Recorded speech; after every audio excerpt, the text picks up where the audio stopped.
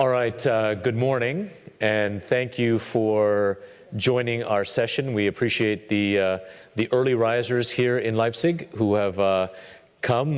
We're all fairly caffeinated up here, and so we're pretty excited about this topic that we're going to discuss today, which is innovation in transport. And just to quickly introduce the panel here, we have Regina Clulow on the end, who is the CEO and co-founder of Populous. We have Chris Snyder, who is from Via Transportation, and to my left is Dan Sperling, who is a professor of civil engineering and environmental science and policy at UC Davis. And is the founding director of the Institute of Transportation Studies. My name is Shailen Bhatt. I am the president and CEO of the Intelligent Transportation Society of America, or ITS America. And I'm going to kick off the session, and then we'll have presentations from all of our panelists. We'll do some Q&A within that, and then we'll open it up to questions from the audience. I want to make this as organic a dialogue as we can, because you know, it's a fascinating topic with lots of implications. So I think what I'll just start with is, you know, our organization, our vision is for a better world transformed by intelligent mobility, one that is safer, greener, and smarter. So on the safety side, you know, in the United States, we have about 38,000 deaths a year. Which is, we all go around and we say these numbers, like 38,000 deaths a year, and it's just kind of, it just is. Imagine if somebody as an innovation showed up at this conference and said, I've got this great new invention. It'll kill 38,000 people a year in the United States and millions of people worldwide, but here are all the things that it does well. We would say, go away. That's a terrible idea. But somehow we have just become very accepting of the fact that we'll lose all of these people globally. And I think that when we talk about innovation, it starts with safety. And I think we need to be recognizing that the number one reason that we should be involving technology in transportation is because, in my opinion, it's the number one tool in the toolbox to finally reduce these deaths. We talk about greener. In the United States, the transportation sector is responsible for about 28% of U.S. greenhouse gas emissions. Again, not something that is acceptable, but I think with innovation, electrification of the fleet, I think we're actually going to be able to move that down. And then smarter. Americans sit for over 90 hours a year in traffic. That makes absolutely no sense. And so what can we do from an innovation standpoint to drive that number down? I think that we've got some ideas, whether it's around data, whether it's around micromobility and transportation, or automation and connectivity. We're going to be able to drive that down.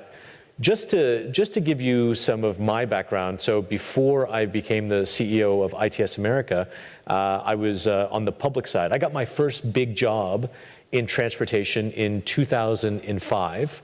When I became the deputy executive director with the Kentucky Transportation Cabinet. So many of you may have heard of Kentucky.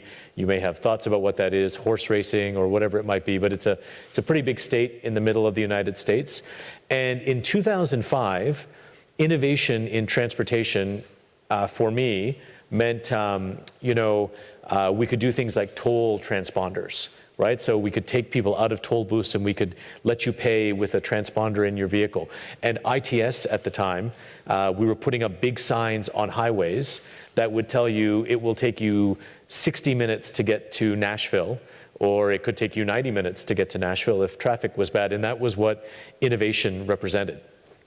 In 2009, I became a President Obama appointee at the U.S. Department of Transportation. I was the Associate Administrator for Policy at the Federal Highway Administration. And I went to Michigan, and I went to a connected car demonstration in Michigan. And this connected car would shake your steering wheel or shake your seat if you were trying to merge into a lane and there was a car in that spot, in your blind spot. And that's what a connected vehicle represented in 2009. In 2014, I went back to Michigan as the Secretary of Transportation for the state of Delaware, and they put us in the back of an Acura, took us out on the highway, and the driver took his hands off the wheel. And it was, my first example of being on a highway, and the driver was not really driving. So 2005 to 2014. In 2016, I was the director of the Colorado Department of Transportation, and we had what I call the world's first commercial autonomous vehicle delivery. It's also known as the beer run, where a tractor trailer went 100 miles on the interstate with the driver not in the driver's seat, but in the sleeper berth. So no driver behind the wheel, truck going 100 miles down the interstate, carrying 50,000 pounds of beer. Not even great beer, really, it was Budweiser. But I didn't know that it would, that it would have as much recognition as it got.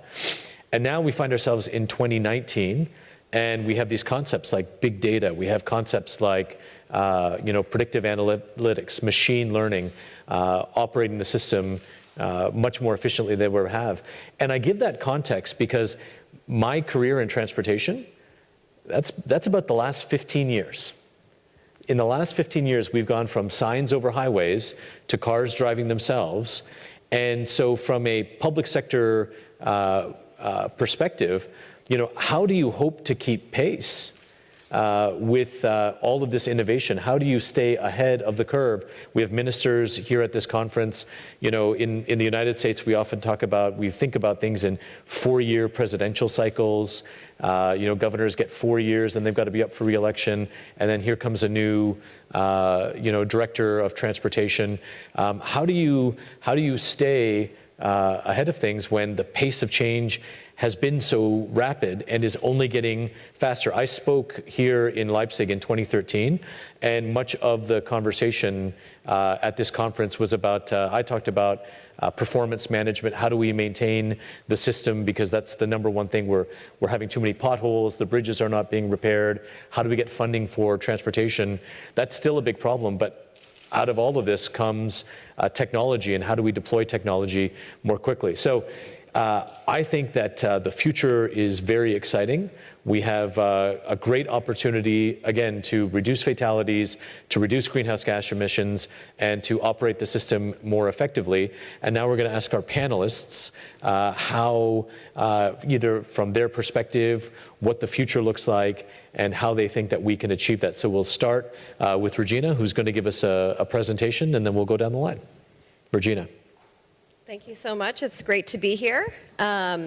So I'm going to start with a quick overview of what some of the key innovations have been in the shared mobility space and how that's really shaping the transportation ecosystem, and drawing onto our theme here of connectivity, what it means to connect some of these new innovations in the private sector with the role of the public sector, as we have many public agencies and ministers at a very high level who are really responsible for the overall health and well-being of our transportation systems. So first, I think one of the key remarkable changes that we've seen over the last 20 years and even more so over the last 10 years is the mass adoption of shared mobility services. We've seen more innovation in business models in the transportation space in the last 10 years than we've seen in the past 100. With the early shared mobility services that focused on car sharing, such as Zipcar and Car2Go. We saw the ability for people to share their vehicles with one another, where they were typically driving those vehicles themselves. About 10 years ago, services like Uber, Lyft, Didi, Ola came around, and they really transformed many cities in how people thought about transportation more as a service rather than an asset to be purchased themselves. And then fast forward another 7 or so years, and in the last 18 months, we've seen the rapid adoption of shared bikes and shared scooters, which I think a lot of cities around the world weren't necessarily anticipating, but are really changing the conversation around how we use physical space in our cities. As a former researcher, I was a transportation scientist at MIT, Stanford, and UC Davis, and I began collecting data on the adoption and use of new mobility services. So including car sharing, bike sharing services, which at the time were typically procured by cities and installed in docked systems where you would check out a bike and put it back into a dock, and then ride-hailing services such as Uber and Lyft. And one of, I think, the key takeaways that I found in my research, this is a chart from the Micromobility Revolution, a report that we released last July, is that the adoption of these new services by consumers is rapidly accelerating. There are a couple of key reasons for that. The first is that smartphone adoption has grown dramatically since 2011. Hard to believe, but about 10 years ago, most of us didn't have an iPhone that we were carrying around with us or a smartphone that was GPS enabled. And now that number is much higher. In most major metro areas in the United States, it's well above 80%. And that's really enabled a transformation in how people think about accessing transportation services, including purchasing tickets on transit, as well as calling a vehicle that arrives at your doorstep. When it comes to micromobility, so dockless bikes and electric scooters, we've seen a really rapid uptake in 18 months. That pace has been as fast, if not faster, than the adoption of Uber and Lyft, in large part because there are more people with smartphones. There are more people who are used to the concept of mobility as a service. And we are also seeing traffic in many of our major cities increasing, and bikes and scooters are perfect for that 3-mile or less journey. A key challenge, though, is that private mobility services have been launched at this very rapid pace, and many cities and public agencies have very limited information about how these services are being used, how they're changing transportation behavior, and fundamentally, it's our public agencies that are responsible for our public right-of-way.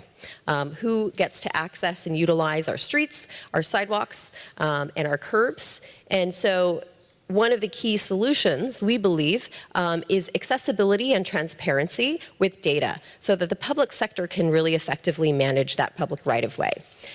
Interestingly, the arrival of scooters has brought around a new regulatory framework, speaking from the US context, but also seeing a lot of these changes that have occurred in the US start to spread internationally. Many cities have started to adopt regulations that require that if you are a private service that's delivering a mobility option, such as a shared scooter fleet, you are required to ask for permission. You are required to apply for a permit, and the city can give you the right to operate your service in exchange for a couple of things. One is typically fees for the right to operate, assurance around safety, the carrying of insurance by the company, but also data. So cities are now asking that these operators provide them with access to data so they know where they're being used, how they're being used, and so that they can plan more safe and efficient infrastructure to support the growth of these new mobility services. At the end of the day, what cities really want is information, not data just for the sake of data, and I'll provide a few key concrete examples of how cities are now using this type of data in order to plan a more safe, efficient, and equitable transportation system. So here, what I'm showing is a heat map of parking events in the Oakland area. And what cities are now doing is accessing this information in order to design new bike and scooter corrals. So here's an example of a transit center where they've taken an on-street parking spot and allocated that to 15 bikes and scooters. So that is an official bike and scooter corral. They then have communicated that information to the private operators, and those private operators, Lime and Bird and Spin, the electric scooter companies, in their app now show their consumers that they should please park their bikes and scooters in that parking spot. And so this is a really great example of the interaction that can occur between private operators and cities with access to information. Another important planning tool is that right now we primarily prioritize much of our public infrastructure for cars in many of our nations. And there are those of us who may be smaller and more vulnerable, who don't feel safe riding bikes or using scooters or walking on our streets. And one of the things that dockless scooters and bikes have brought to light is how we allocate that public space and providing cities with information about how many trips are occurring and where on these smaller devices. Cities now have more information to justify sometimes politically challenging decisions about removing parking lanes or parking spots or vehicle lanes to reallocate them for more small, energy-efficient modes such as shared bikes and scooters. One of the key, I've talked a little bit about micromobility, but one of the key future challenges is how to bring in more connected vehicle data, as in auto vehicle data, to cities for the purposes of planning for a more sustainable future. We now ingest data from car-sharing fleets in order to help cities understand where those vehicles are being parked, and then to help the city invoice those operators for the use of those public parking spaces. So, going back to the question of tolls and how we pay for the use of our infrastructure, now that we have many vehicles that are connected, in many ways, cities can develop really lightweight, completely virtual cloud-based digital solutions in order to assess how much space is being utilized and how those vehicles and individuals and consumers or fleets need to pay for that space. We just announced a new SAE international partnership, which includes SAE, Populous, Jump, which is the bike share company owned by Uber, Spin, the scooter share company owned by Ford, and Miami-Dade, in order to develop new principles and best practices to really facilitate more sharing by private mobility operators to cities and governments in order to really accelerate what I like to think of as the connectivity between the public sector and private sector. How can we bridge the gap between a lot of the new innovations that have occurred in the private sector and ensure that they can be harnessed for the public good? Because at the end of the day, all of us want to achieve more goals around safety, to make progress towards more efficient transportation systems, and to make sure we're delivering transportation for all. And by working together, I think we can get there much more quickly. Thank you. Thank you, Regina. So, good job. So just a follow-up question then, because this is somewhat heretical in the United States, this idea that you would take space away from cars, and maybe this will help to intro to where Chris is maybe going to talk about some of this shared mobility options. But this concept of micromobility, I rode a scooter at the Detroit Auto Show 2 years ago, and it was sort of like a gag. Right? Like, haha, wouldn't this be funny and now I rode a scooter in Austin at South by Southwest. I ride a scooter to work sometimes. And if you can get over the idea of a 40-year-old man in a suit riding down there, nobody else seems to care. I care about it. It's changing so rapidly. So how do you talk to public sector officials? Because as soon as you start to say we're going to start taking infrastructure away, there's now winners and losers, but there's obviously such demand. So how do you balance that demand for what has been traditionally the space for cars and is now being crowded out by all these other users of the system? Well, I think that one of the key challenges is having that conversation. It is a difficult one, but at the end of the day, we need to consider what our current baseline is in the status quo and how much physical space we have allocated, and we'll probably, even if you took away one parking space, continue to have allocated for those vehicles. Currently today, I think we have the situation where you're seeing an increasing number of pedestrian deaths in cities around the United States. We have more distracted driving, we have more crowded cities, and it shouldn't take a person dying on a bike to motivate the political conversation around developing more bike lanes.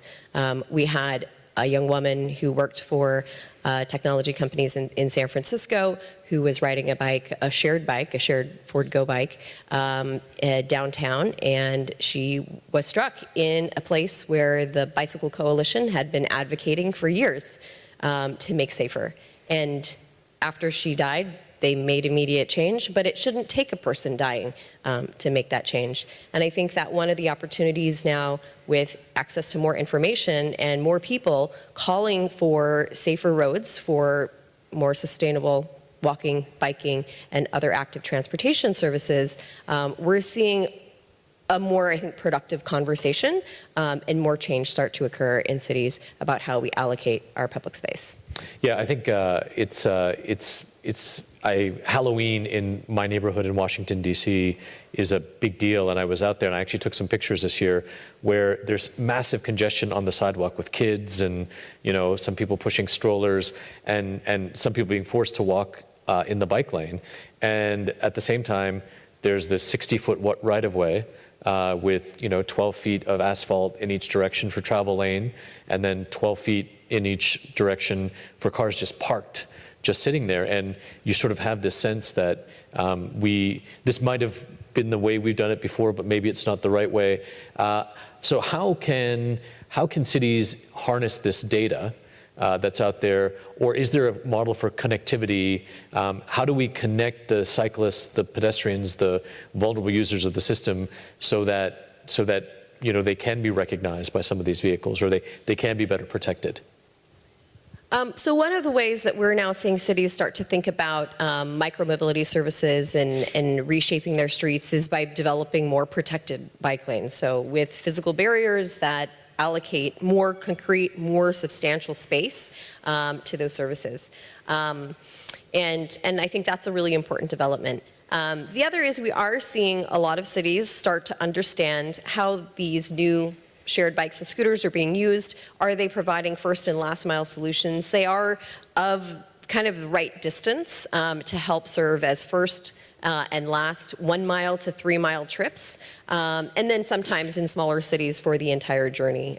We have e-bikes in San Francisco, which is a very hilly city, and it's pretty remarkable. I've been on a bus and seen a jump bike fly by me in the bike lane going up a hill. And so I think that it's nice to see a lot of these new solutions emerge, and in particular with micromobility, I think there's a big opportunity for them to really expand our transit networks. So by enabling them to serve even more people with you know, the limited reach that some transit systems have, they can be extended even further with these services. Yeah, so you touched on first mile, last mile. I talked about my first major job in the U.S. being this deputy director, but my first job in transportation was in Toronto, near where I grew up, and it was using transportation demand management, trying to get people to, you know, take transit, actively commute or rideshare. And this is late 90s rideshare, so you actually, no smartphone, you actually had to get like a bulletin board and like say, this is where I'm coming from. So it was like commute counseling. And everybody was like, what a great idea, get everybody else to do that so I can drive to work, right? I was like, that's not how this works. But now, with this advent of technology and shared mobility, and Chris, maybe we'll tee you up with this for your presentation. You know, there are options now so that you're not a slave to the vehicle. Because I think one of the biggest challenges in the United States and Canada is that we sort of have this like post-World War II, 1950s sprawled out infrastructure, and that first mile and last mile, it's not easy to get out to transit. It's not easy to get off of public transit and then get to your destination. So maybe, Chris, that's your entree to talk about what VIA is doing and how you're trying to close that gap. Sure. So thanks, Shaylin. And first, it's a pleasure to be here with all of you and with Dan and Regina, you're these great panelists. And thanks to the ITF. So I want to talk to you a little bit about VIA and what we are doing around the world. What we do is occasionally called microtransit in the US. In Germany, it's often referred to as ride pooling. We call it on-demand transit, and maybe I will convince you that that's a better term over the course of this talk. And VIA Van is a joint venture between VIA, an on-demand transit company based in New York, and Mercedes-Benz Vans, which is a very small company based in Stuttgart that some of you may have heard about. And we formed this joint venture to operate VIA's solution in Europe. So let's start here with a bit of a vision. And Shaylin mentioned a few problems with cars. Number one is safety and other greenhouse gases. I mean, fundamentally, the car has been the dominant mode of urban transportation, especially in the United States, for the last 100 years. And today, I think all of us can recognize that there is just a fundamental inefficiency in the way that we are using cars. And that is that in the US, 9 out of 10 people drive themselves to work, and 9 out of 10 of those people drive by themselves. That means that you have cars with 5 seats with 4 empty seats. That is just representative of a broken system. So there's an urgent need, whether it's because of emissions or congestions or safety, for new solutions. Interesting. We know that the private car can actually lose to public transportation if public transportation is really, really good. So what you're looking at on the left is a graph of data from the Brookings Institute showing on the x-axis the quality of public transport systems in the United States, and on the y-axis the percentage of people who commute either by public transport or by private car. And what's pretty obvious is that as public transport gets better, more and more people will choose to use it. So what makes a great public transport system? Well, frankly, the most important aspect is probably really efficient trains, and often that means subways.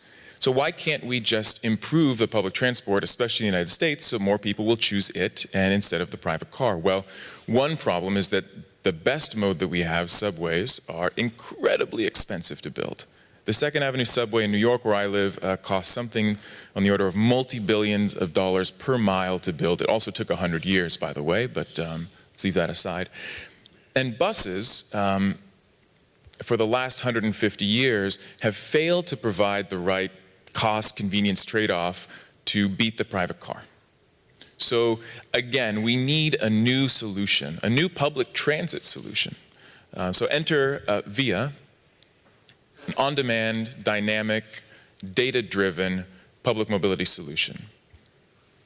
So the solution that we have built over the last 6 years allows you to book a ride with your phone, just like a number of other ride-hailing options, but to walk, just like you would for a bus, to a nearby virtual bus stop, where you will enter a vehicle and share the ride with multiple other people, not just one, but 2, 3, 4, 5 other people, on a route that is dynamic and flexible depending on the actual real-time demand, but also determined in part by predictions about where more demand might come in the next 5, 10, 15 minutes.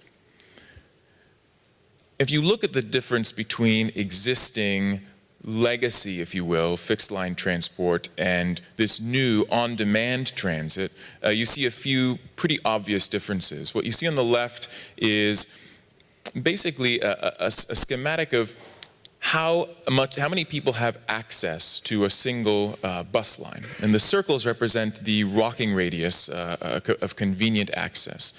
On the right, and this is actually a deployment that we have in Texas, you can see the level of access that a dynamic and on-demand system can bring. So convenience, accessibility, and what this means is that many more people will actually use public transport when it is on-demand and dynamic.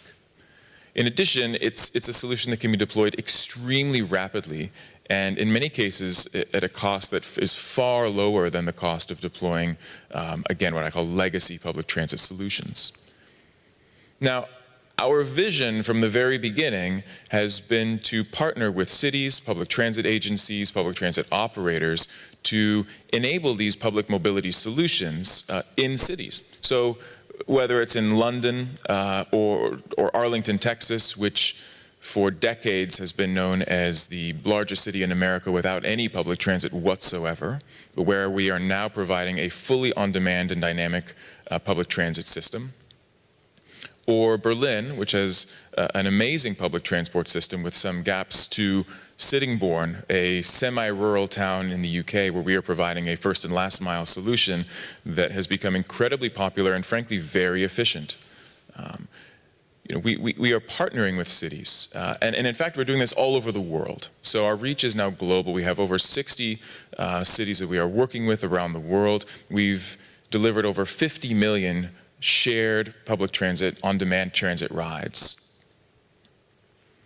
And we work with cities in two ways. The first is in what you might call a SaaS, software as a service solution, where we provide technology, but the operator or the city wants to use their own drivers and vehicles and infrastructure.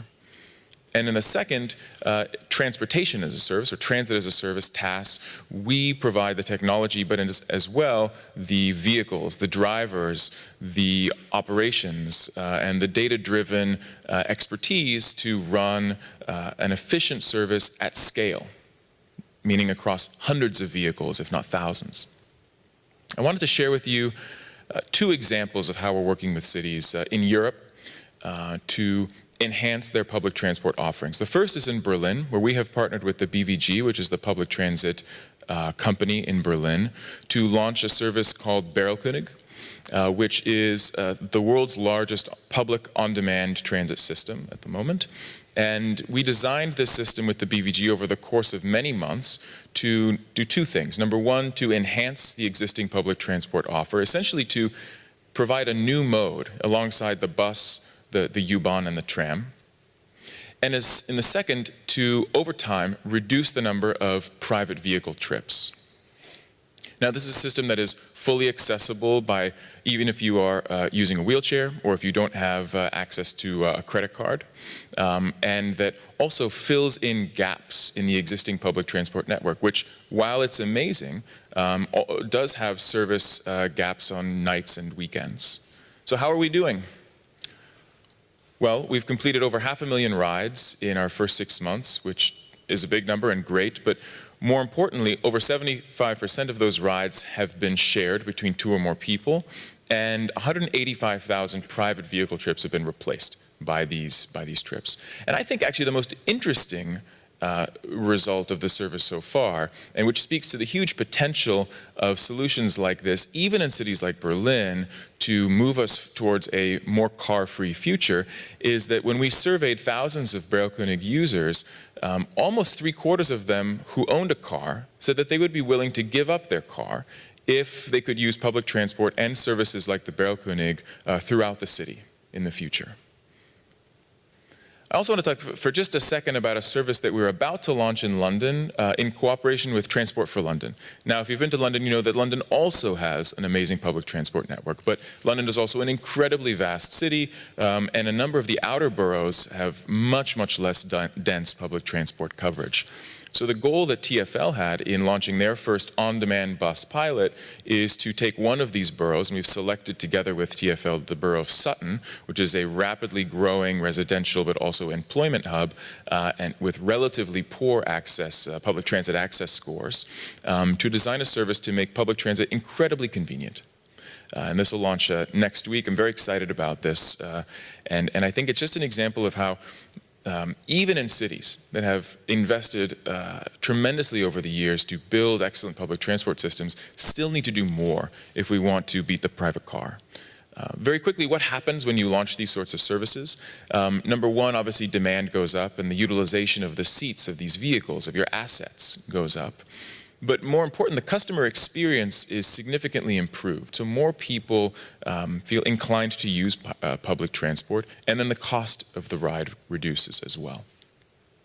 And then as a closing thought, because a number of us are policymakers, some ideas for how cities can encourage the development of these sorts of innovations in the future. One is to please distinguish between ride-hailing and on-demand transit, or pooling, or microtransit, whatever you want to call it. From a policy perspective, this is incredibly important. New York City just passed congestion taxes, which do in fact distinguish between single ride or private on-demand rides and shared on-demand rides. And that's incredibly important to incentivize sharing, which I suspect Dan has something to say about.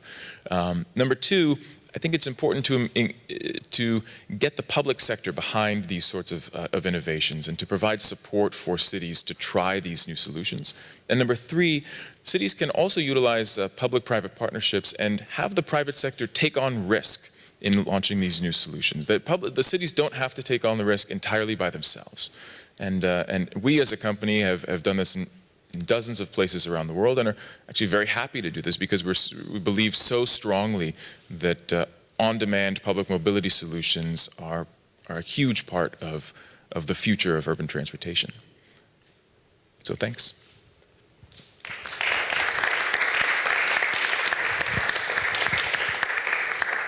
So a lot of great stuff there. Actually, ITS America, we launched our Mobility on Demand Alliance in Seattle with this idea of, first event was in Seattle, but this idea of how do we make it easy? How do we promote this concept of seamless mobility? Because I think that part of the challenge for a lot of people, and I experienced this, I landed in Frankfurt and I knew I had to get from a train, the Bahnhof there to the Hauptbahnhof to get to Leipzig. And I'm a pretty prolific transit user, but it wasn't, because it was in German, it wasn't easy. And so I had trepidation, I had fear. And there's just this sort of natural, sod it, I'll just jump in a cab because it's more, I feel like I'm more in control. And I soldiered through, but I think that's what a lot of people's experience is.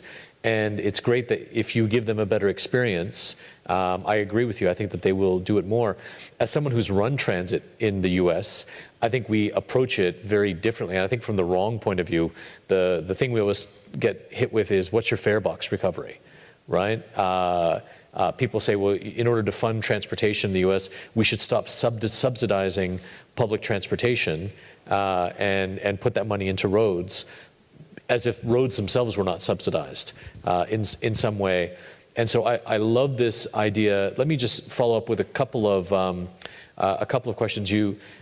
So what do you find is the number one impediment that you are running into, or are you running into any impediments as you're sort of approaching people with this new sort of concept? There aren't any impediments at all. None whatsoever. It's very easy. Fantastic. No, so I think there's perhaps legitimately a lot of fear around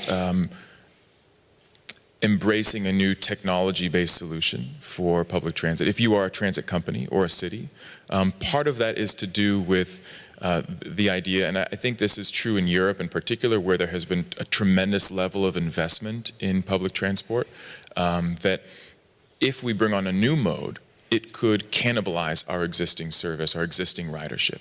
And this idea that, and I think cannibalize is a hilarious word to use for this. It's, but I think that misses, I think, a critical idea, which is that when you introduced the train, which is an extremely convenient and mode of transport that is not subject to traffic, generally speaking, for sure, public transport companies cannibalize their bus ridership, in some ways dramatically. Does that mean that was the wrong solution? I think if we let cannibalization of, if we're going to use that word, or substitution, hold us back from trying new modes, then that's the wrong fear. I think the other fear is related to the fact that microtransit in the United States is a term that has been used very broadly to cover a wide number of companies that have tried to essentially provide public transport solutions in small vehicles. And if you define it that way, then it can feel risky, right? I won't name sort of a few of the sort of more public failures of some of these companies, but unless you understand, number one, the difference between a number of these different solutions, and number two, understand that there actually are differences between companies and their track records, which is why we've spent so much effort in being good partners to the public sector and building up, our map, our resume of partnership. I think that fear can stand in the way. You spoke earlier, and by the way, excellent use of cannibalization many times. That was a really, it's a powerful word when you think about it, and it's completely strangely used in this context, but it makes sense. You spoke earlier about the inefficiency of, and I would agree with you, this idea that we get in these 2,000-pound vehicles to move 220 pounds of a human being, give or take, around, and they sit for 90% of the time. I would also say, though, that on the transit side, we can do a lot better. Many transit systems, if you look at the way they're mapped out and they're deployed, are kind of on this like 1970s model of everybody goes into the city center, and then that's where all the jobs are, and that's where the transit routes run, and then they go back out. But that's not how the jobs are just, sort of distributed around metropolitan regions now. They're everywhere. And so running these trunk lines into city centers, it's not sort of the most efficient way.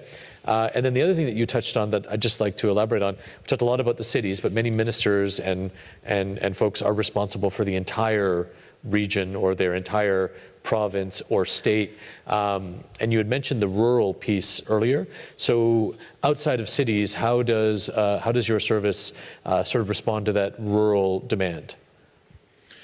Yeah, so it's a good question because I think actually there are two components, right? One is, we don't even have to go all the way to rural areas. There's an exurbanization concept that's happening, right? So cities are growing, but that's not the center of the city. The center of the city can only hold so many people. So often they are growing by expanding and becoming, ever bigger. And the challenge is that, likely if there is a public transport infrastructure, it is well developed in the city center, but what are you going to do across these, if geometry suggests that as you grow in a sort of circular fashion, the area that you have to cover gets even bigger and maybe less dense, especially given sort of housing trends in the US. How do you cover those areas? You could even build a trunk line, right? But how do you even get people to those trunk lines? So one of the things that we're doing in Los Angeles, we have a partnership with LA Metro in a number of non-sort of city center areas of the city to bring people from wide swaths of residential areas to these trunk lines. And so the first and last mile problem that you were alluding to, the first mile is actually sometimes the toughest one. Sure. Right? Because there's nothing there, right, from a public transport point of view. And then there's a similar situation of reverse commuting. So in Sittingbourne in the UK, which I mentioned earlier, this is actually a huge employment center, but it's 60 miles outside of London and literally in the middle of farmland if you walk 5 minutes out of town. And the normal, sort of the existing mode of transport before we launched this service was a bus that ran every hour to and from the train station to a number of employment parks. That is incredibly bad user experience. Right? You miss the bus and then you wait an hour. And so we have launched an on-demand bus with 15 seats instead of 40 that is full for hours every morning and hours every evening for people coming not only from the surrounding area but also around 30-35% from the train station. And so we're creating this last mile connectivity to jobs. If you look at, I often include this graph, and it's an interesting one, but if you take the efficiency of that service, if you measure that by the number of seats in that vehicle that are filled every hour, and you compare it to one in a dense urban city that we operate, you would expect that the urban environment would be much more efficient from a utilization point of view. But in fact, the rural service is much more efficient. And the reason is that in a city you have many modal options, and in a rural area maybe you have actually basically zero. And so from a market share perspective, if you want to think about it that way, public transport can capture a much higher level of market share in that situation. Yeah, in Colorado, you would think that in the Denver, Boulder metro area that would be where all the transit was really supported, and it was. But when I went out to rural areas, there were some big, passionate defenders of transit out there where you wouldn't expect them in these sort of more red areas in Colorado, because in a lot of those rural areas, as people are aging out of being able to drive, that rural transit piece is critically important. So that's the lifeline, right? 100%. So people want to stay where they've lived and where they've been, and they want that mobility, and it's fantastic. The other thing you mentioned, LA. So the ITS World Congress will be in LA next October. Fantastic things going on in LA with just all the 28 by 28 projects that they've got going, and this idea of LA being a car choke city. It's still car choke, but they're providing alternatives now, so it's exciting to hear about that. So California, Dan, Dan and I actually had the privilege of being at a I think Eno put on a sort of a, let's bring together some thought leaders around what the future of transportation will hold. And Dan, talked a lot about some of the issues in his book, and you're going to hear from him right now. And then I think later today at 4:30, he'll be doing a chat just outside here. So Dan, do you want to maybe take us through some of your thoughts? Well, thank you. Yes, listening to all these ideas, let me first try to integrate together what you've heard, and then I've got my set of strategies or solutions for this going forward.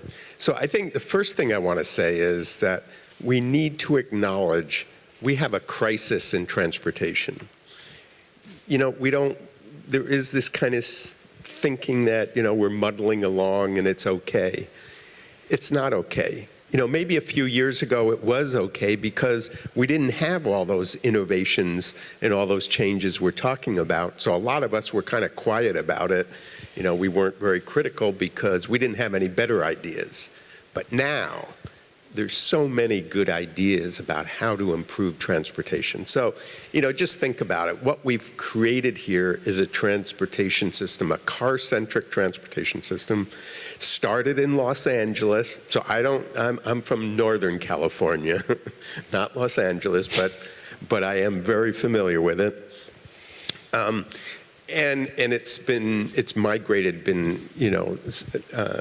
extrapolated around the world. So we've created I think Shailin used the word socialized at one point. We've socialized ourselves to accept high amounts of traffic deaths. We've socialized ourselves to accept what I call car clutter. So that's where I started thinking, when Regina works a lot with the micro-mobility ideas, the scooters, when that first came in, the first thing you heard about from mayors and local governments was clutter. They're cluttering our sidewalk.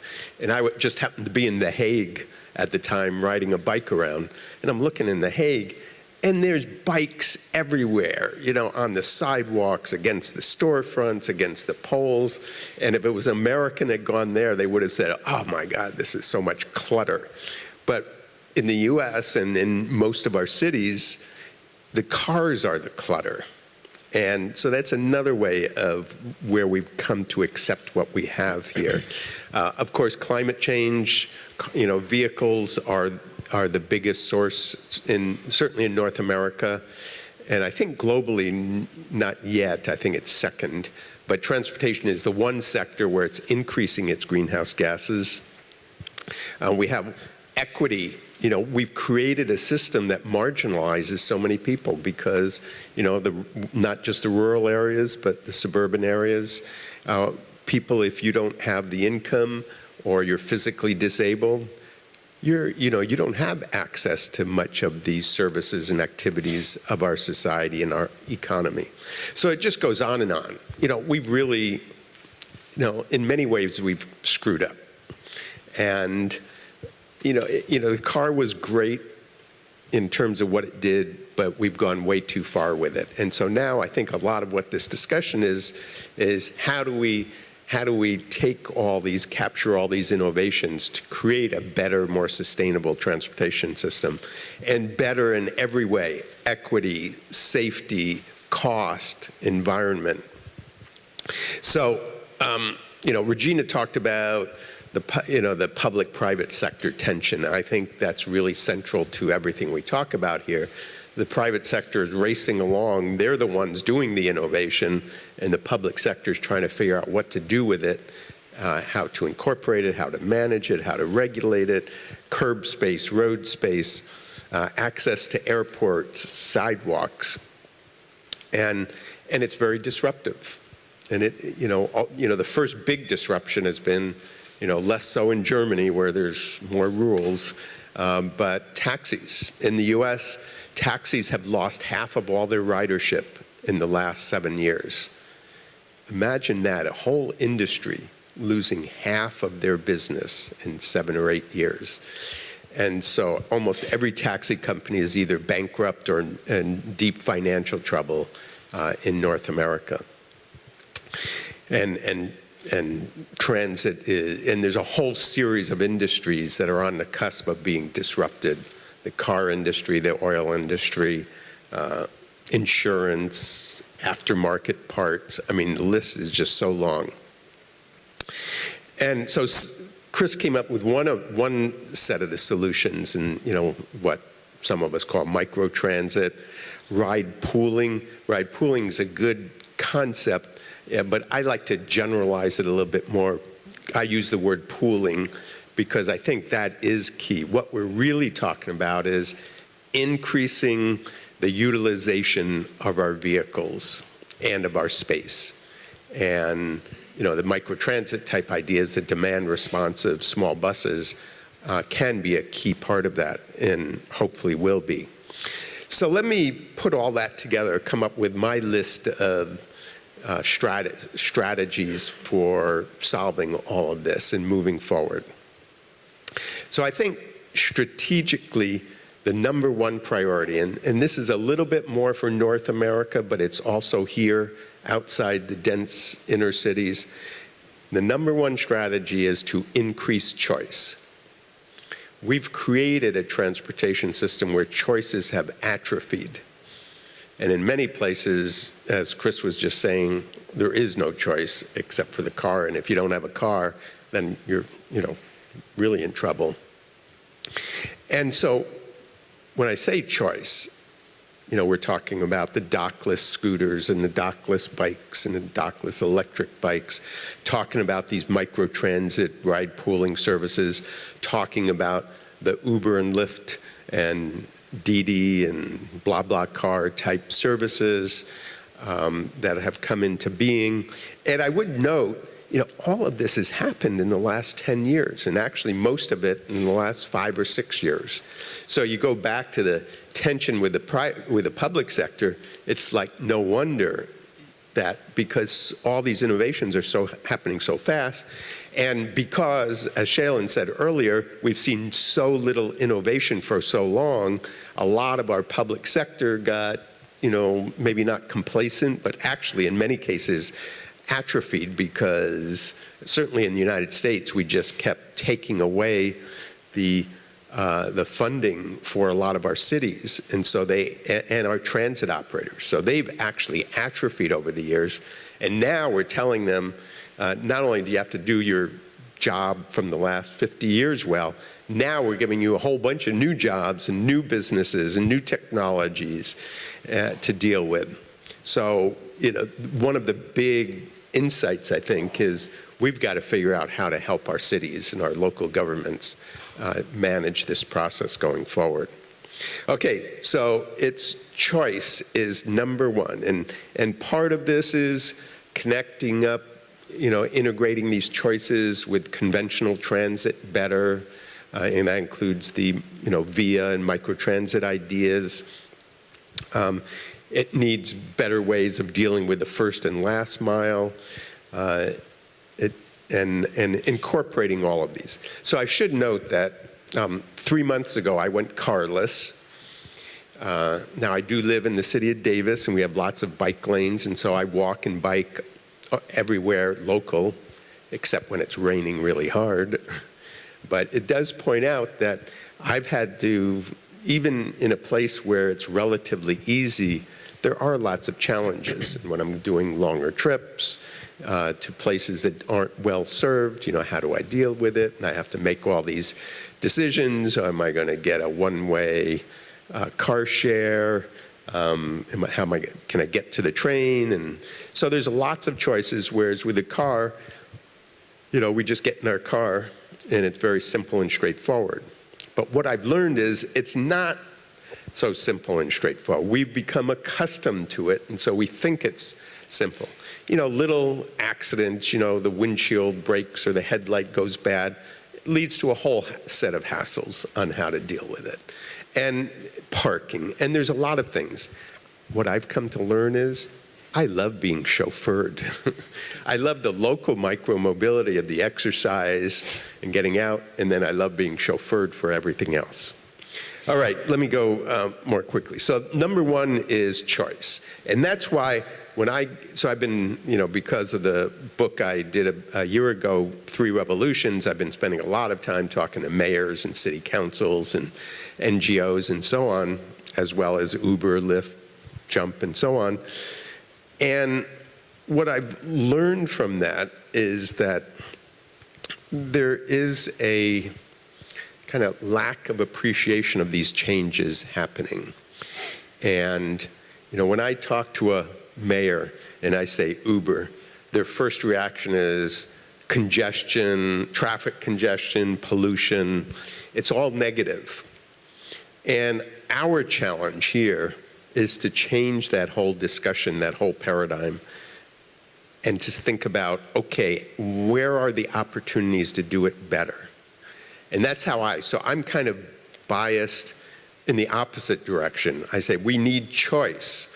So therefore, okay, I know the scooters are sometimes not safe, and it turns out, I read one survey, 1/3 of all the scooter crashes are by people riding it for the first time. And oh, by the way, some of them with a coffee cup in one hand and so on. But this idea of choice is so key, and it seems simple, but it's not in terms of how our public process. Okay, number 2 is focus on pooling. Pooling and I'll throw into that a lot of the micro-mobility ideas, but it's the micro-transit, VIA type service, the Uber pool type services. These are what we need to emphasize. It's really another way of looking about it is load, for a transportation crowd, it's load factor. It's utilization of vehicles. We need to be laser focused on how to create the policies and conditions to increase that, to socialize customers, to create the policies that support that. Number 3, something we barely mentioned here, is electrification. All these vehicles, they are going to be electric, and our focus should be on how to accelerate that process, and especially incorporating it with all these innovations we're talking about. Number 4 is, the other thing that's inevitable is automated vehicles, autonomous automated vehicles. It is going to happen. There's a lot of question about the pace it's going to happen and where it's going to be first, but it's clearly going to happen. And our challenge, certainly us in the public sector, but I think in the private sector also, is to make sure automated vehicles are steered in the direction of the public interest. And that means pooling. What it really means, and I don't always say this so loudly, what it really means is the end of private car ownership, or at least reducing private car ownership and having people share rides, have mobility service companies gradually take over, because it will be a far more efficient, in terms of cost, in terms of equity this provides. Now you have a way of providing access to all those people that have been marginalized, because this is a service that will be significantly cheaper than anything we have now. And the last, and it all gets folded into the idea that we need to really get much more serious about the use of pricing. So that's the 5th item here. And certainly in Europe has done better with it. We have pricing in London and Stockholm and Oslo. New York City is about to use congestion pricing, but there's a lot of different forms of pricing. It's like it's how we apply fees to VIA and Uber and Lyft and the scooters, and like with VIA, like I think what Chris was referring to, and where he's got my 100% support, is a lot of these cases, certainly in the US, where they apply a per passenger fee, and that's crazy. They should be rewarding VIA for taking multiple riders. And so it should be a high fee if it's a single rider service, a very small, if zero, fee if you're carrying multiple passengers. Chris, you agree with that? That's okay. It took a lot of work to win him over on that one. And so there's a lot of ways of using pricing at access, and it can be applied to curb space, like Regina was talking about, at access to airports. There's a lot of ways of using pricing, but if we're going to really create a sustainable transportation system, we've got to deal with how to bring more pricing into it to rationalize it. And when we do that, by the way, we generate lots of funding, and that funding can be used to deal with equity issues, provide better access for people that can't drive. And so in concept, this is all easy. In practice, it's very difficult. But if you put all of this together, partly is you can't do pricing if you don't have choices. And that's why I put choices number one. Because, like in California, we raised the gasoline tax 14 cents a gallon. And there was, all hell broke loose. And we actually had to have a whole ballot proposition to vote on it. And fortunately, the voters did support it. But it was the sense people have is you put a tax on my gas and you're just punishing me because I have no alternatives. I have no options. And for many people, that's, that is correct. And that is right. So that's why I really emphasize the choice. And as I said, choice, pooling, electrification, figuring out how to make sure the automated vehicles as they come in are pooled, and use of pricing for this. Thank you.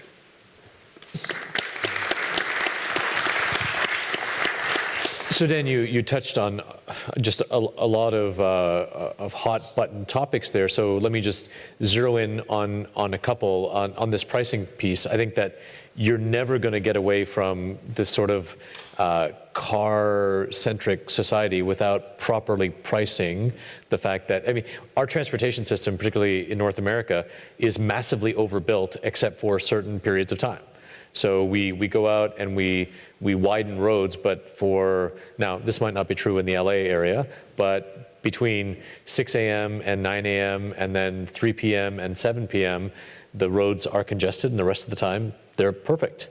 You're right. In LA, it could be 24/7 6 a.m. till midnight. Yeah, but I agree with you that this idea of pricing makes a lot of sense, but it's politically tough. You also touched on electrification, and so maybe we'll just ask you to expand on that a little bit, because I keep hearing from folks that we've got to electrify and 50% of the fleet electrified, but there's a whole infrastructure piece that isn't in place now, right? So the charging stations aren't there, the grid isn't there, just the power that's needed and how you get that into cars and light duty and even heavy duty trucks now. For public sector officials that are here, what do they need to be doing now on electrification to prepare for that fleet that is coming? Okay. Yeah, so, my moonlighting job, I call it, is I'm a board member for the California Air Resources Board. And we're the ones that oversee and manage most of the climate policies and electric vehicle policies for California. And through that, I've really, combining my research hat with my regulator hat, really come to appreciate the challenge. Let's just stick with electrification for a moment. And it is, you can't, we have a zero emission vehicle mandate. And that's a nice start, but it requires a lot more than that to accelerate that process. And so it is just like what you're saying is we need to subsidize in some way charging infrastructure. And that would be more true actually in Europe because, we tend to have a lot of people with single family homes, and it's relatively easy for them to plug in at home, whereas there tends to be more multifamily housing in Europe than US. So the reality is that public charging, there's almost no business model for it, that you can make money from it. And so you need either the apartment buildings participating in it, the local governments participating in local utilities partnering. That's where the partnerships come in. So you need the charging, and there has to be a deliberate effort to do that. You need to create, the reality is electric cars are more expensive now. And for the small electric cars, they should start getting competitive fairly soon, but the medium and large cars and the SUVs and so on, it'll be quite a while before they are competitive. So we need some kind of mechanism for providing incentives either to the customer or to the car companies or both, to bridge that process. And so that, again, is a key part of this strategy. And then there's all the little things you can do. You can have preferred parking for people that have electric vehicles, just to provide some incentive attraction. What we've learned in California is, so we've been pushing electric vehicles in California for many years. We've got Tesla, playing a big role. And yet we do surveys of people in terms of what their knowledge of electric vehicles or attitudes. And number one is, most people have no idea what an electric car is. And if you say a plug-in hybrid car, they're really lost. And the worst part of it is that understanding has barely changed the last 3 or 4 years. So here we are, people like me, we're immersed in it. It's like, we think everyone knows everything about electric cars. They don't. So there's some kind of need to raise that awareness. And there's lots of different ways to do it. A lot of it comes down to the leaders of the government. They need to, the bully pulpit, they need to stand up and say, this is important, and get the attention, because then all the institutions, employers, everyone else kind of rallies around it when they see that leadership that comes forward. So, we've talked about big data, we've talked about micromobility and transit, innovation, electrification. I find that part of the challenge, so I go to California a lot, go up to the valley, and what I often hear from the private sector folks is, I tell my people to fail, but fail quickly, right? Which I think gets overused in the private side. I think, you fail enough for one company, you're encouraged to go fail somewhere else. But on the public side, I've worked for 3 governors and 1 president, and nobody has ever told me to fail, quickly or slowly, because on the public side, when you fail, what happens, right? You don't get encouraged for having making a mistake. You end up in the newspaper as the former director of transportation who got things wrong.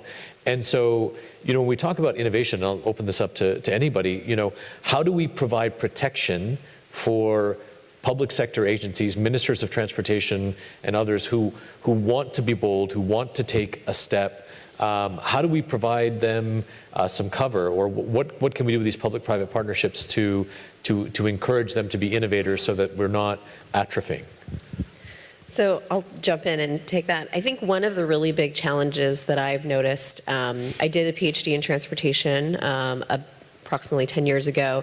I've seen a lot of people who get masters in transportation and urban planning. These graduate students back in my day, which wasn't that long ago, back in my day, used to mostly go into the public sector. And now they don't. They're going into the private sector. And increasingly, I see a lot of people who now work at Uber and Lyft and Bird and Spin who used to work in the public sector. There's a lot of movement from the public sector into the private sector. And so I think there are a lot of people in the private sector who appreciate the challenges of working in the public sector because they used to be there.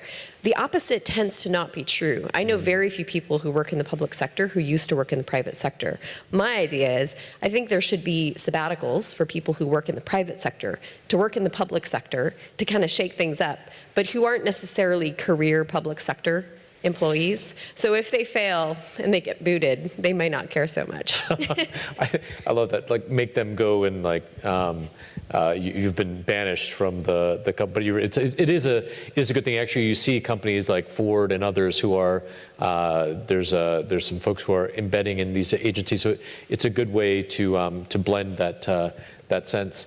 I do want to open it up now for questions from the audience. If anyone in the audience, and do we have a microphone that can be, so sir, right here?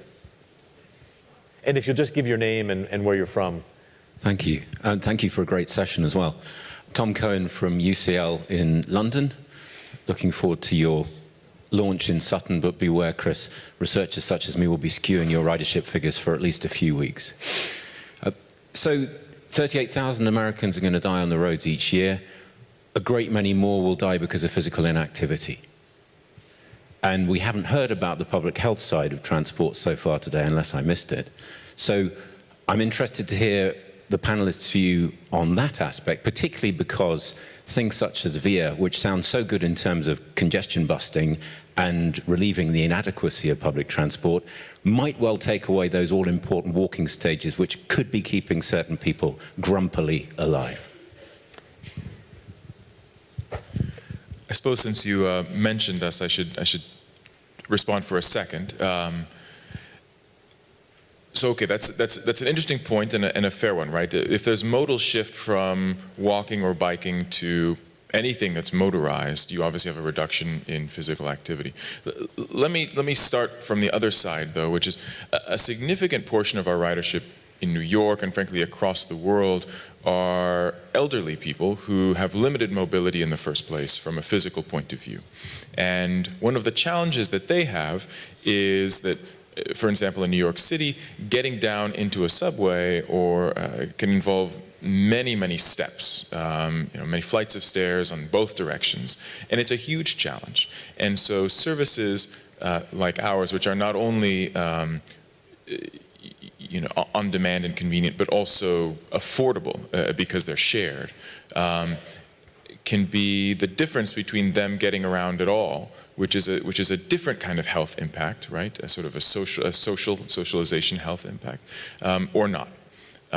So that's to address one aspect of it. I don't want to leave the rest of it unanswered. I think it is the case that we don't typically pick you up at your door. We in fact are a service that relies on walking to a bus stop, if you will, to a virtual bus stop as just key to actually creating an efficient service. Now, that too probably isn't a sufficient response. I think the question is about incentive, right? And I think maybe it goes to Dan's point about choice, which is that for a trip that frankly is, do I want to wait 5 minutes for my VIA, or do I want to just walk 5 minutes? Frankly, I'm an impatient person, and generally speaking, given the choice between waiting for something or just doing it now, I will do it now. So I think it probably comes down to incentives and making sure that we are, making the services like VIA not so cheap that people won't walk.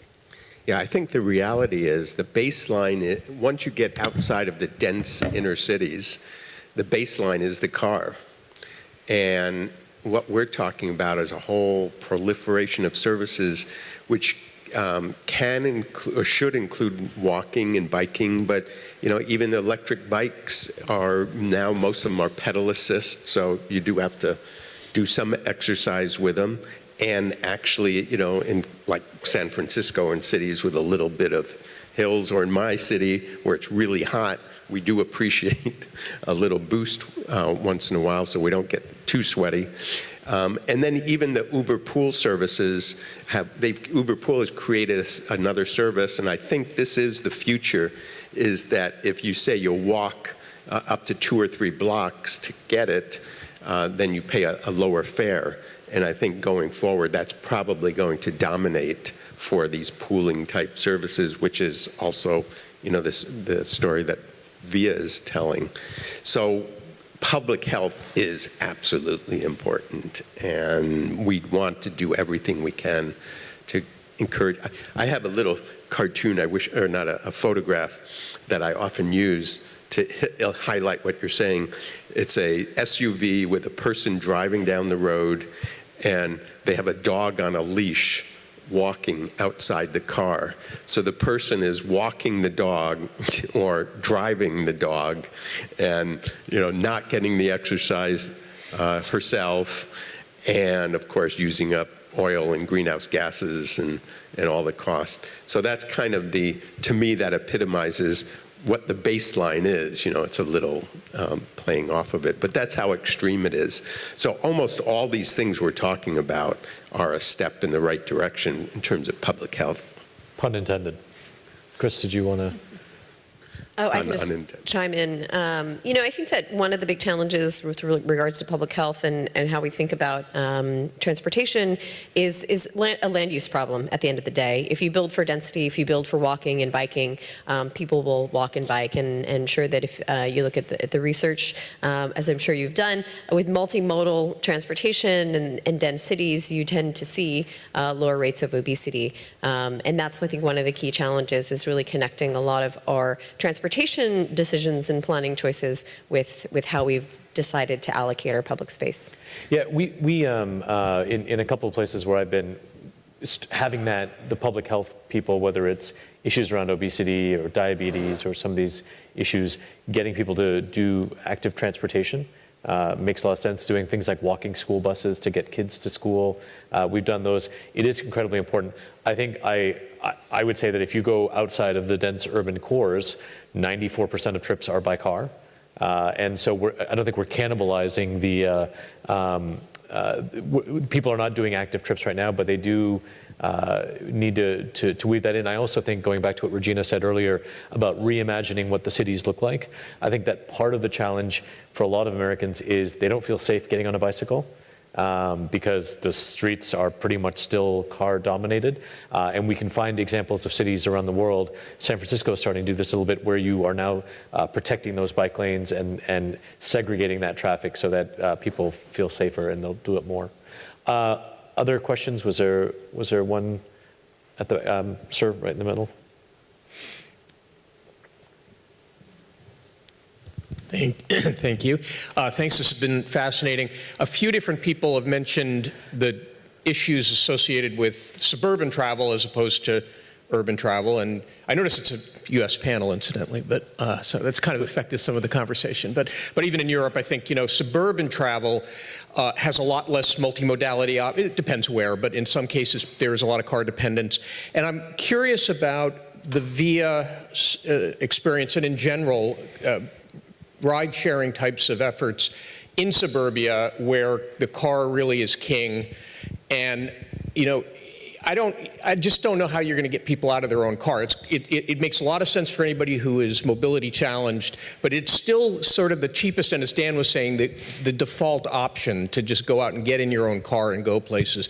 I mean, is there any hope for that? And then a particular question for VIA is, have you looked at the effect, if you're taking 3 or 4 people around and you have to pick them up and drop them off, do you have a sense of how much vehicle kilometers or vehicle miles you're saving compared to, let's say, if it's 4 people with pickup and drop off compared to 4 individual car trips? Do you have any numbers on that? Thanks. Yeah, so maybe in reverse order, if you look at New York City, where we have public data on this, which I'm happy to share, you can look at a taxi which has something like 1 vehicle mile for every half passenger mile. So let's put it the other way around, a half a passenger kilometer for every vehicle kilometer. We are about 3 times more efficient than that. And so, another way of, so actually it's a little bit more than that, 1.8 I think is the number, off the top of my head, passenger kilometers per vehicle kilometer. Right? So another way of thinking about it is, okay, for what's the difference from the passenger's point of view in the trip, versus maybe a typical taxi trip, which would just take you, right? So there's basically no detours from your point of view.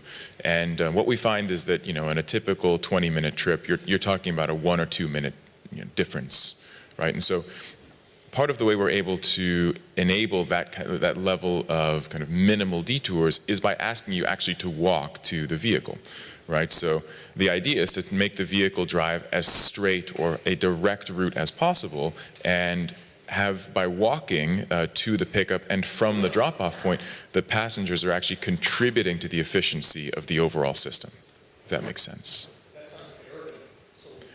Okay, so that's an urban solution. Now let's talk about the suburban solution, right? So and one of the first partnerships we ever launched was actually in Orange County, California. Probably outside of Germany, maybe the car culture of the universe, sort of a center of the universe, where there are, I think, more cars than people. And this was in a planned community with essentially zero public transport and extremely high private car usage, right? And so you might ask, who would be crazy enough to launch a microtransit solution in a place like that? And indeed, in the beginning, it was a bit challenging to identify what the use cases could be. And the idea was that in a master plan community where there's a relatively contained area that is highly accessible by car, but really not accessible by walking. So it's just a little bit too big to be a place to walk, but too small to have effective or sort of cost-efficient public transport. We noticed that there were a few constituencies that were early adopters. One was, again, sort of elderly citizens who didn't have either access to or were not able to drive themselves anymore. The second were students, actually, who either didn't have the means to purchase a car or didn't have a parking spot at the local community college.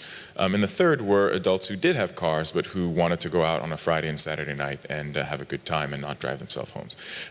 I think the reality is it's going to take time, right? It's, people who live in Orange County, the question is not how soon are they going to go sell their, get rid of their car. It's the question is really, are they going to buy the next car? And in order for that answer to be no, I think there has to be enough choice. And right, so it all comes down to, is there a viable option? And so, I think what we've showed in a small way in that and a few other suburban deployments has been that if there is a viable option, then the early adopters will make the switch almost immediately.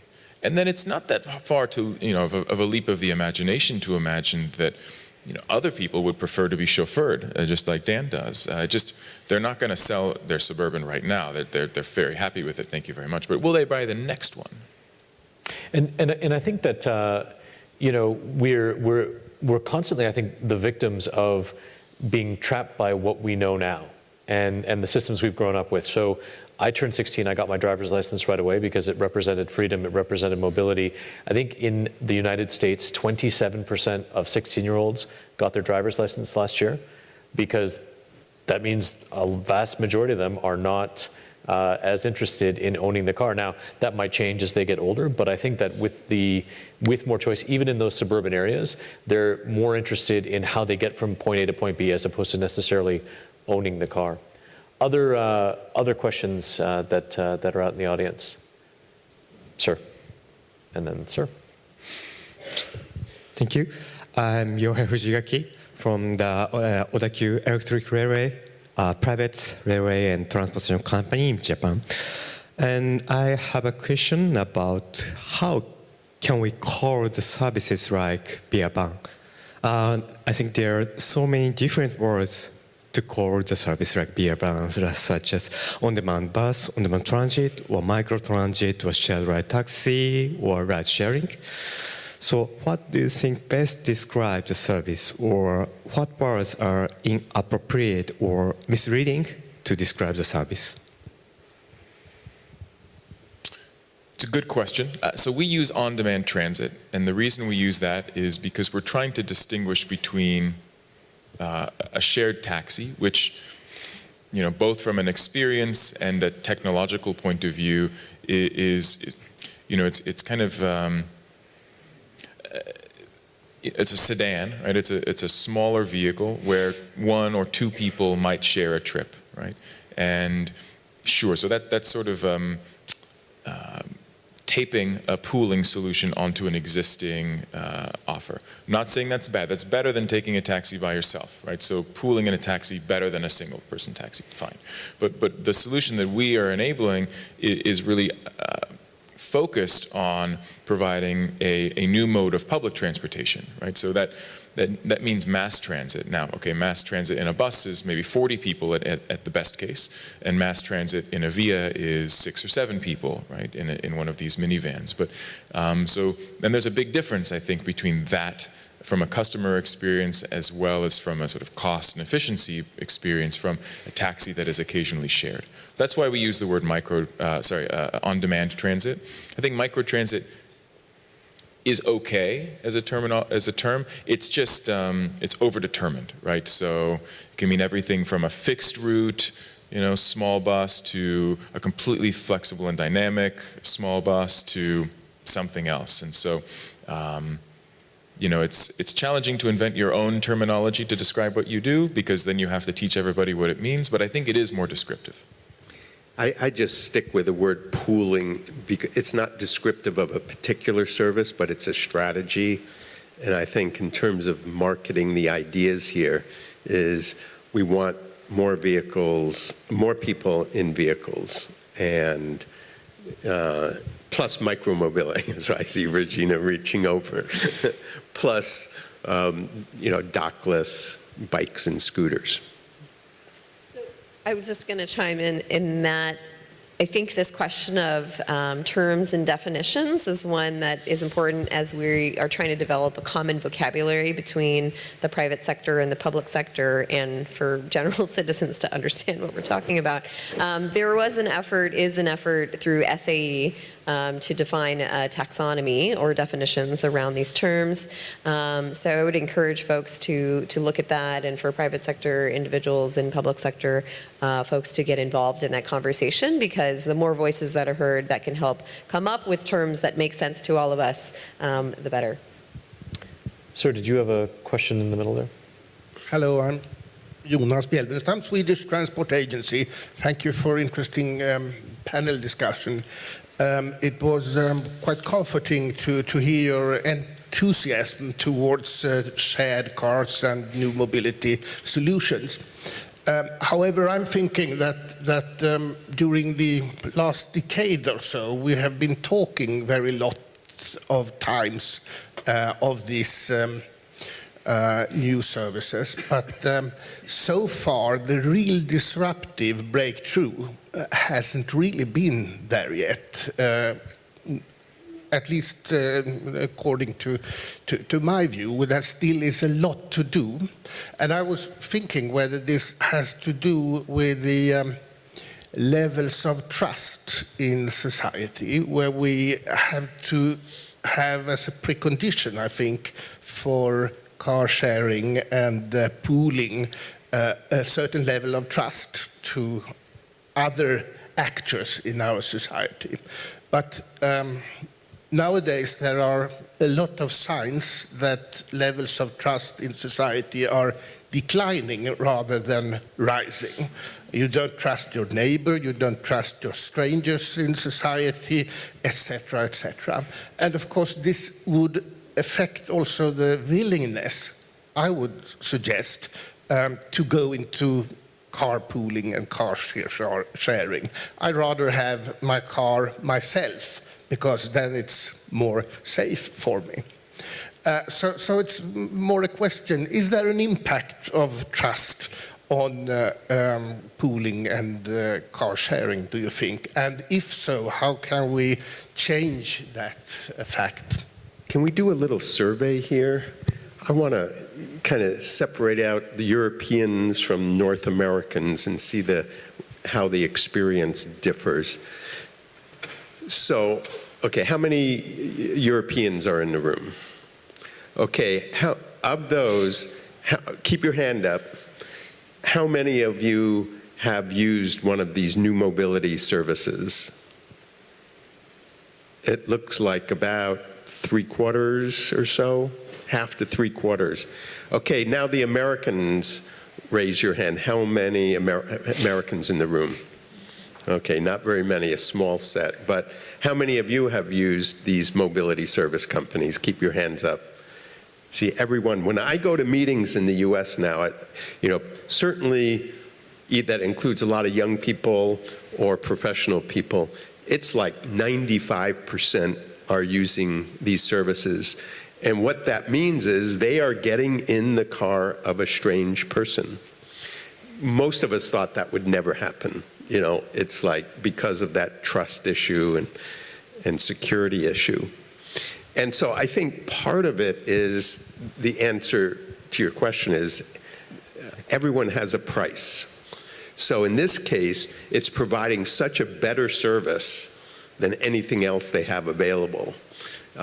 whether it's a taxi or bus, and that it's seen as so superior. They're willing to get in the vehicle of a stranger.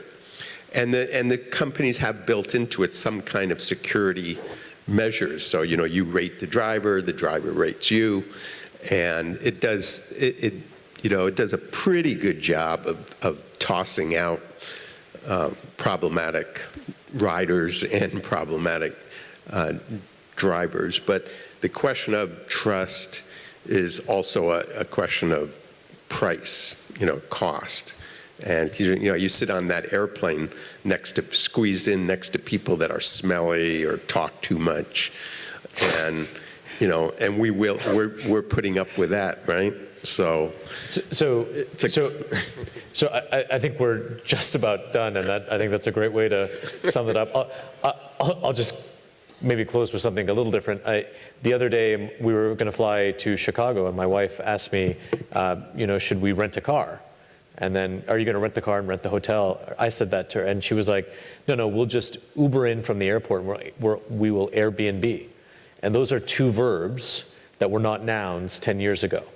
And so I think I actually think there's been a lot of transformation, and whether it's through utilizing data, whether it's through utilizing sharing rides, and this new concept of green mobility, I think there's a lot of change that's coming. It's a lot of exciting innovation. And so please give a round of applause to our panelists.